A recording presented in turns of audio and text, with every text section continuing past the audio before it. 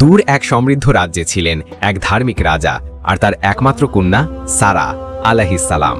তিনি ছিলেন অদ্ভুত সুন্দর, জ্ঞানী ও নরম স্বভাবের এক রাজকন্যা।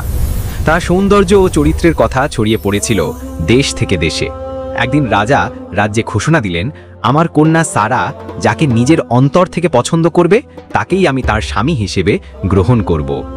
এই ঘোষণা শুনে দূর দূরান্ত থেকে অসংখ্য যুবক, রাজপুত্র, ধনী গর্বিত মানুষ রাজপ্রাসাদের দরজায় এসে হাজির হতে লাগল। প্রতিজন পড়েছিল রাজকীয় পোশাক, মূল্যবান অলংকার, আর প্রত্যেকে সারা আলাইহিস সালামের মন জয় করতে চাইল।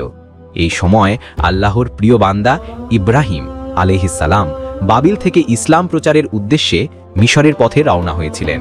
তিনি ছিলেন এক সত্যবাদী, পরিশুদ্ধ হৃদয়ের নবী। তিনি মূর্তি পূজার সমাজ থেকে বিচ্ছিন্ন হয়ে মানুষের কাছে এক আল্লাহর তাওহীদের দাওয়াত পৌঁছে দিচ্ছিলেন। পথে তিনি জানতে পারলেন সেই রাজ্যের এই ঘোষণা ও প্রতিযোগিতার খবর। তখন তার অন্তরে একটি চিন্তা জাগল, যদি আল্লাহ চান তিনি এমন এক ঘটনার মাধ্যমে তার রহমত প্রকাশ করবেন। আল্লাহর ইচ্ছায় ইব্রাহিম আলাইহিস সালাম সাদামাটা পোশাকে সাধারণ মানুষের মতো সেই রাজ্যে প্রবেশ করলেন। যে রাজকন্যার সামনে অসংখ্য রাজপুত্র দাঁড়িয়ে, তাদের মধ্যে সাদাসিধে পোশাকে এক ব্যক্তি দাঁড়িয়ে আছেন, চোখে গভীর শান্তি, মুখে নূরের আভা, কথায় সত্যের শক্তি। সবাই তাকে অবহেলা করল। কেউ ভাবল, এ মানুষ রাজপুত্র নয়, এ আসতে পারে কিভাবে? কিন্তু সারা আলাইহিস সালামের হৃদয় তখন এক ভিন্ন আলোর ছোঁয়ায় কেঁপে উঠল। তিনি বুঝলেন, এই মানুষ অন্যদের মতো নয়। তার মুখে অহংকার নেই, বরং এক শান্ত মর্যাদা আছে। তার চোখে রাজত্ব নয়, আছে আল্লাহর ভয় ও সত্যের জ্যোতি। রাজা আদেশ দিলেন, সারা, আজ তুমি যাকে পছন্দ করবে তাকেই তোমার স্বামী হিসেবে বেছে নিতে পারো। সব রাজপুত্ররা এগিয়ে এলেন তাদের উপহার ও প্রশংসা নিয়ে।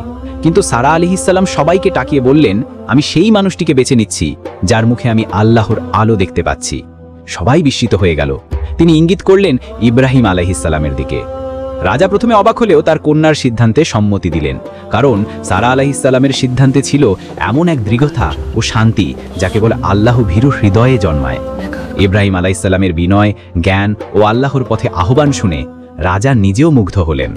অবশেষে রাজপ্রাসাদের রাজকীয় পরিবেশে নয়, বরং এক পবিত্র সরলতায় সম্পন্ন হলো তাদের নিকাহ।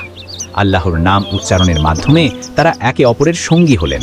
সেই দিন থেকে সারা আলাইহিস সালাম আর কোনো রাজপ্রাসাদের কন্যা রইলেন না। তিনি হয়ে গেলেন এক নবীর সঙ্গিনী, আল্লাহর পথে দাওয়াত ও হিজরতের সহযাত্রী।